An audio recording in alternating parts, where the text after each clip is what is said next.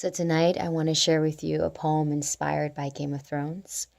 This particular poem was inspired by last Sunday's union between Jaime and Brienne. Jaime's redemptive transformation, basically Brienne has transformed him, and they've had this slow burning romance going on, which started off as them being enemies to them being friends and now being lovers. And I know that only a few scenes later in the episode, Jaime breaks Brienne's heart, but the motivations behind that we won't fully know until next episode. I also find Brienne a very interesting character because of how her personality is very, what I would call gender bending. And anyways, I find their romance to be really interesting, and so I wrote a poem about it. And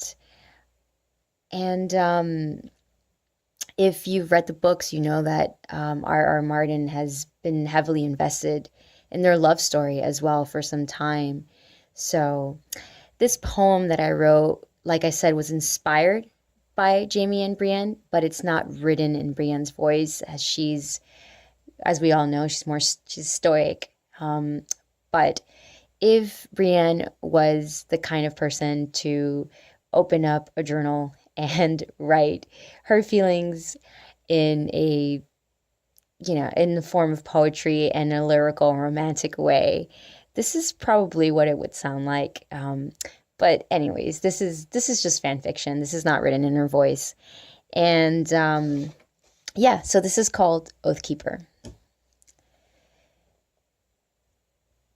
Tonight, by the fire, after what had been only the end of the world, your eyes stared desire when you knocked on my door.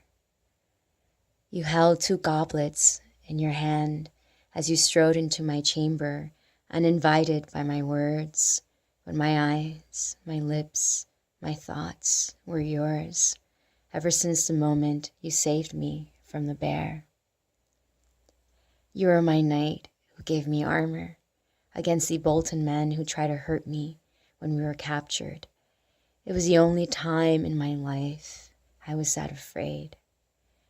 I missed you all that time you were away. I thought I had lost you to Cersei. It took the whites, death hurtling toward us, for us to be alone again. The way you stared at me, wide-eyed, lips parted, I confessed it was my first time as I slipped off my shirt. I've wanted you for so long, and tonight you're finally mine.